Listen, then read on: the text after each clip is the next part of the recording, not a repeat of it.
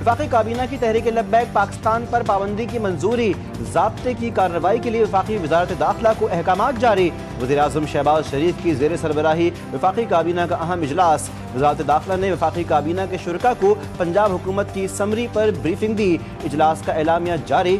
Summary میں کہا گیا کہ ٹی ایل پی پر نفرت انگیز تقاریر کرنے پر پابندی عائد کی جائے، فرقہ وارانہ انتہا پسندی اور تشدد میں ملوث ہے۔ تحریک لبیک پاکستان نے نجی اور سرکاری املاک کو نقصان پہنچایا، فرقہ واریت کو فروغ دینے اور پولیس اہلکاروں پر گولی چلانے کے مقدمات بھی درج ہیں۔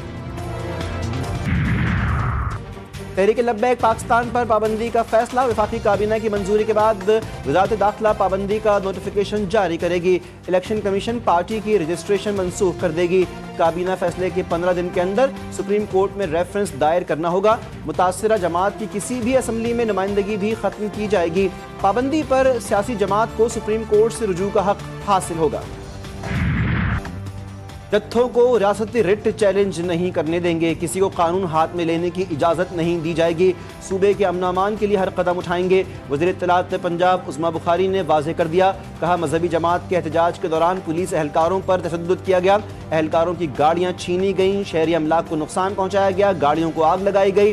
رضوی برادران کی گرفتاری انسانی جانوں کے تحفظ پر کرنی ہے، دونوں بھائیوں کو جلد گرفتار کر لیں گے۔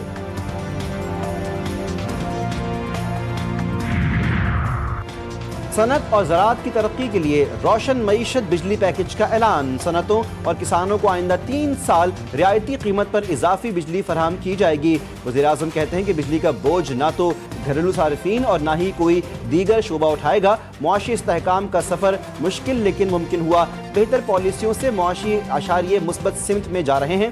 وزیر توانائی اویس لغاری نے کہا، صنعتی شعبے کے لیے بجلی کی فی یونٹ قیمت 22.98 روپے ہو گئی، زرعی شعبے کے لیے بھی فی یونٹ قیمت 22.98 روپے مقرر کی گئی۔ اضافی بجلی صنعت اور زراعت کو دی جائے گی۔ ہم نے اپنے اخراجات کا تخمینہ کیا اور آج الحمدللہ پرائم منسٹر صاحب نے اس بات کا اعلان کیا کہ صنعت اور زراعت جو ہماری معیشت کی ریڑھ کی ہڈی کی حیثیت رکھتے ہیں، ان دونوں جو سیکٹرز ہیں ان کے لیے بجلی کی قیمت جہاں زراعت کے لیے 38 روپے تھی، اب 22.98 روپے۔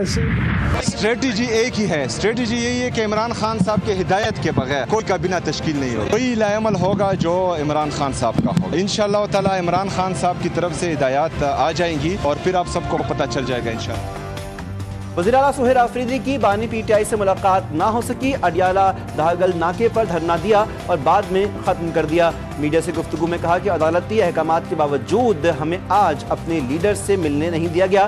جب سے وزیر اعلیٰ بنا ہوں مجھے ٹارگٹ کیا جا رہا ہے، میں نے اپنے لیڈر سے رہنمائی لینی ہے، اس لیے ملاقات کرنا ضروری ہے۔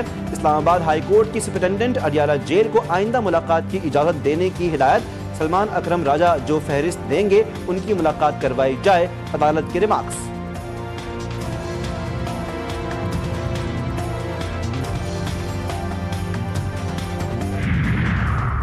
فیلڈ مارشل عاصم منیر کی دورہ مصر میں وزیر دفاع اور مسلح افواج کے چیف آف اسٹاف سے ملاقات، باہمی دلچسپی کے امور، علاقائی سلامتی کی صورتحال پر تبادلہ خیال۔ فیلڈ مارشل عاصم منیر نے کہا، دونوں ممالک میں تعاون خطے میں امن و استحکام کے قیام میں مددگار ثابت ہوگا۔ وزارت دفاع کے دورے کے دوران فیلڈ مارشل کا پرتپاک استقبال، گارڈ آف آنر پیش کیا گیا۔ فیلڈ مارشل کی جامع الازہر کے امام شیخ احمد الطیب سے بھی ملاقات۔ عاصم منیر نے کہا کہ انتہا پسندانہ نظریات اور اسلام کی مسخ شدہ تشریحات کا خاتمہ ضروری ہے۔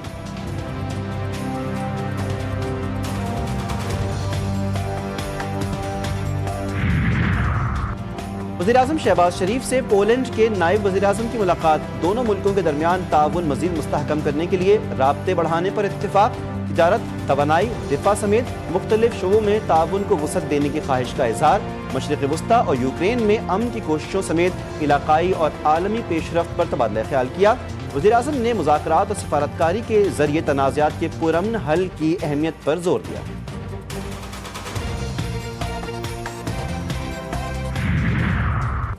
اسرائیل نے مغربی کنارے کا الحاق کیا تو امریکہ کی حمایت کھو دے گا، امریکی صدر نے خبردار کر دیا۔ ٹرمپ نے کہا کہ اسرائیل کو مغربی کنارے کے انضمام کی اجازت نہیں دیں گے، میں نے عرب ممالک سے وعدہ کیا تھا کہ مغربی کنارے کا الحاق نہیں ہوگا۔ اسرائیل کا قطر پر حملہ عجیب تھا، اسے ایسا نہیں کرنا چاہیے تھا، حماس نے اگر معاہدے کی خلاف ورزی کی تو اسے ختم کر دیں گے۔ غزہ پر حکمرانی کون کرے گا، فیصلہ میں کروں گا۔ اوول آفس نے صحافیوں سے گفتگو میں کہا کہ روس کی 2 بڑی تیل کمپنیوں پر پابندیاں لگائی ہیں اور یہ اس بات کی طرف اشارہ ہے کہ ہم آئندہ کیا کرنے جا رہے ہیں۔ امید ہے کہ پابندیاں پیوٹن کو معقول رویہ اختیار کرنے پر مجبور کریں گی۔ جنوبی افریقہ نے پنڈی ٹیسٹ میں پاکستان کو ہرا دیا، سیریز 1-1 سے برابر۔ 68 رنز کا ہدف افریقی ٹیم نے 2 وکٹوں کے نقصان پر ہی پورا کر لیا۔ ایڈن مرکرم 42 رنز بنا کر آؤٹ، ریان رکلٹن 25 رنز بنا کر ناٹ آؤٹ رہے۔ پاکستان کے بابر اعظم 50 رنز پر آؤٹ ہوئے، سلمان علی آغا 28، محمد رضوان 18 رنز بنا پائے۔ جنوبی افریقہ کی جانب سے سیمن ہارمر نے 6 وکٹیں حاصل کی، کیشیو مہاراج نے 2 اور گیکسو ربادہ نے 1 وکٹ اپنے نام کی۔ وائٹ بال سیریز کے لیے قومی اسکواڈ کا اعلان، بابر اعظم اور نسیم شاہ کی T20 میں واپسی، عثمان طارق پہلی بار T20 انٹرنیشنل اسکواڈ میں جگہ بنانے میں کامیاب۔ T20 انٹرنیشنل کے لیے 15 رکنی اور ون ڈے کے لیے 16 رکنی اسکواڈ کا اعلان کیا گیا۔ فیصل اکرم، حارث رؤوف اور حسیب اللہ کی ون ڈے اسکواڈ میں واپسی ہوئی۔ سلمان علی آغا T20 انٹرنیشنل اور Shaheen Shah Afridi one day international team کی قیادت کریں گے۔ حکومت کا پاکستان جونیئر ہاکی ٹیم کو بھارت نہ بھیجنے کا فیصلہ، پاکستان ہاکی فیڈریشن نے انٹرنیشنل ہاکی فیڈریشن کو حکومتی فیصلے سے آگاہ کر دیا۔ پاکستانی کھلاڑیوں کی سیکیورٹی کے پیش نظر فیصلہ کیا گیا، جونیئر ہاکی ورلڈ کپ 28 نومبر سے بھارت میں کھیلا جائے گا۔ اسلام آباد پولیس کے افسر نے خود کو گولی مار لی، ایس پی عدیل اکبر نے اپنے اسٹاف سے پسٹل لے کر خود پر فائر کیا۔ پولیس افسر اسپتال منتقلی کے دوران دم توڑ گئے، وہ شدید ذہنی دباؤ کا شکار تھے۔ ایس پی انڈسٹریل ایریا عدیل اکبر ٹیلی فون پر کسی سے بات کر رہے تھے، ٹیلی فون کال کے بعد پستول سے خود کو گولی مار لی۔ اس سے قبل پولیس افسران کو دل کے دورے بھی پڑ چکے ہیں۔ ایس پی عدیل اکبر کی نماز جنازہ پولیس لائنز میں ادا کی گئی۔ خبردار، ہوشیار، کراچی کی سڑکوں پر دن دناتے جعل سازوں کی مکاریاں، شہری کی غیر قانونی طور پر ڈپلیکیٹ سم نکال کر بینک اکاؤنٹ سے لاکھوں روپے نکال لیے گئے۔ National cyber crime investigation agency کو شہری سنی کمار نے شکایت درج کروائی۔ موبائل کمپنی نے بتایا کہ ڈپلیکیٹ سم حیدرآباد میں بغیر بایو میٹرک شناخت کے نکلوائی گئی۔ شہری نے بینک اکاؤنٹ چیک کیا تو ایک رات میں 100 سے زائد ٹرانزیکشنز کے ذریعے 85 لاکھ روپے کی رقم نکالی گئی۔ جیل میں قیدیوں کی سیاسی گفتگو پر پابندی کا قانون کالعدم قرار دینے کا فیصلہ معطل، اسلام آباد ہائی کورٹ نے سنگل بینچ کا فیصلہ معطل کر دیا۔ عدالتی فیصلے کے بعد جیل میں قیدیوں کی سیاسی گفتگو پر پابندی کا قانون بحال۔ کراچی میں یونیورسٹی روڈ پر قاری انس رحمان کا قتل، سی ڈی ڈی نے 2 دہشت گردوں کو گرفتار کر لیا، اسلحہ اور دستی بم برآمد۔ ملزمان میں قاری انس رحمان کو قتل کرنے کا اعتراف، D I G C T D Ghulam Azfar محسر کے مطابق ملزمان کو پڑوسی ملک سے آپریٹ کیا جا رہا تھا۔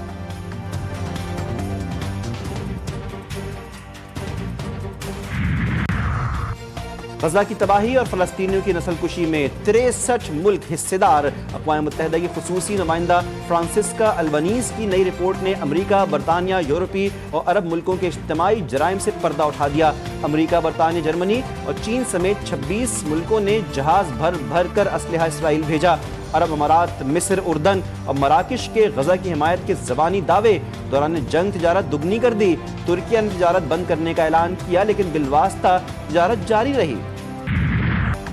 اور پاکستان نے بھارت کو پھر ناکو چنے چبوا دیے، دبئی میں ہونے والے فائٹ میں پاکستانی فائٹر رضوان علی نے بھارتی حریف کو پہلے ہی راؤنڈ میں ناک آؤٹ کر دیا۔ رضوان علی نے رانا پرتاپ سنگھ کو شکست دوچار کیا۔ رضوان علی کا ناقابل شکست رہنے کا ریکارڈ بدستور قائم۔